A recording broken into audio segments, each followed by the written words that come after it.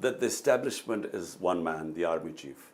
Whatever he decides, it's a disciplined army, as it should be.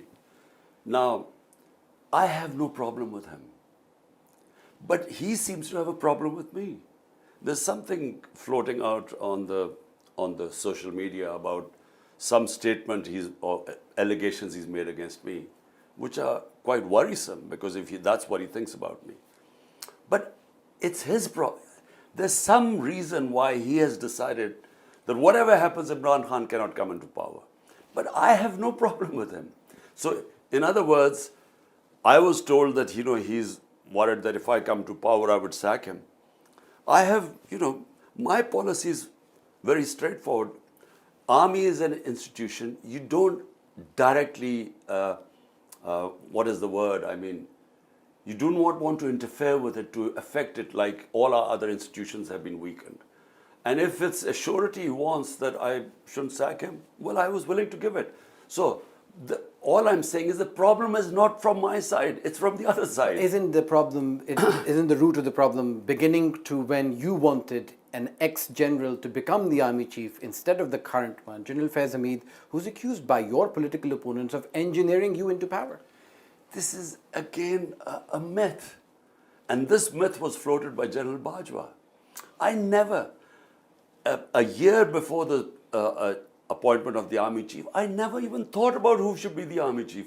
For a start, apart from General Faiz, I didn't know any of the other contenders. So how could I make up my mind until I knew who were the people who were competing? How could I make up my mind? So I never thought about who should be the army chief. But General Bajwa told the contenders, there were 4 of them, that look, I wanted to push Faiz, so they all turned against me. This, of course, I discovered later on. But let me just make it clear. If I had to interfere in the army, when I knew General Bajwa was trying to oust me, I knew that the conspiracy was going on. I should have then removed him because I could have denotified him. But despite knowing all that, I said, I'm not going to interfere with the army. And so, all I'm saying is that what is happening right now is not because of me. It's nothing I have done to antagonize the army chief. There is something he has on me, he has against me, which I don't know. Well, I was in jail for 4 days, and I had no idea what was going on because I was completely cut off from all news. So it was only after 4 days I discovered what had happened since I was, when I was abducted from the precincts of the High Court, Islamabad, unlawfully as ruled by the Supreme Court. And so it was only afterwards I discovered the demonstrations and the impact. And sadly, 25 people died of that we know about.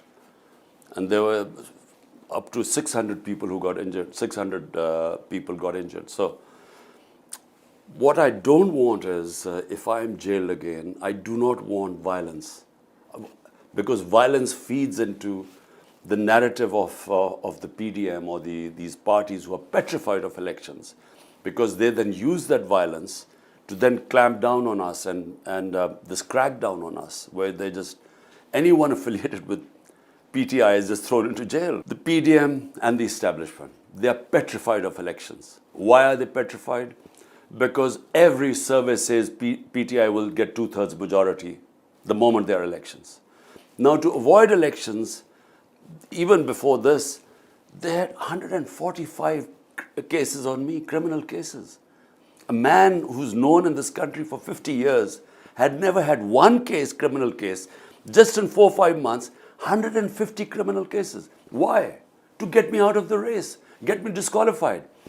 2 assassination attempts. One where I got shot. Then there was I almost got killed in another attempt in the judicial complex in Islamabad. So why? It's to get me out of the race. So if you understand the reasoning by what is going on right now, the establishment and the PDM parties, then you will know they use this as a pretext to actually crush PTI. How can they have found that 7,500 PTI workers were involved? Have they any evidence? Most of them have not even been produced in a court of law. They've just conducted a reign of terror, breaking people's houses, walking in the middle of the night. anyone whose PTI has been attacked by the security agency. First of all, during our time, there were only 5% of the cases against them. 95% of corruption cases against the PML leadership was from their own time. Remember, Ishaq Dar ran away when it was PML government. Nawaz Sharif's two sons ran away from Pakistan during their government. You allowed Nawaz to leave, though. No, but first of all the 95% of the corruption cases were when we inherited them. Nawaz went during our time, but unfortunately, we didn't realize that his reports were all doctored. We thought he wouldn't survive a day. We were told in the cabinets. Anyway, what I'm saying is that you cannot even think of comparing what has happened to us in the last 1 year as opposed to what happened to them. I mean, when Nawaz Sharif was why was he banned? Because he was convicted by the Supreme Court. He lied that he was ill. He left the country. A convict leaves the country, absconds from justice, and he was making speeches from London. That's when the courts took a decision. Why have I been banned? I've not even been convicted of one thing. I mean, these are all allegations. So I'm banned from television. They can't show any of my live addresses. My senior leadership, everyone is now lumbered with cases. All our time is spent from going from one court to the other to get bail. This never happened with PML. The most important thing for Pakistan to get out of this economic mess we are in, or the full stop, the political mess, is only one thing: rule of law. Rule of law can only, I repeat, be implemented when you have a powerful government, a clear majority. And rule of law is the beginning of the rise of Pakistan. Because you will only get democracy can only take place when there's rule of law. Prosperity only comes when there's rule of law. Investment comes with rule of law. Countries that have secure and rule of law invite investment. So what is Dubai compared to Pakistan? Look at our resources in this country. But people from here go and invest in Dubai. Is Imran Khan essential for Pakistan? What is Pakistan's future with or without Imran Khan? I don't know what, I'm not that arrogant or, believe that without me the country won't survive. But all I know is that my struggle is for 27 years. And the main gist of the struggle is that what I saw when I went as a teenager to England, that I discovered that without rule of law, countries, don't prosper. You don't have democracy. So the key to a civilized society is where everyone is equal before the law.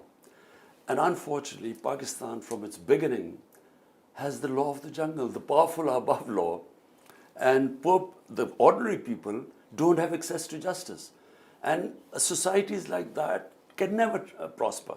The entire developing world is poor not because of lack of resources, because they don't have justice.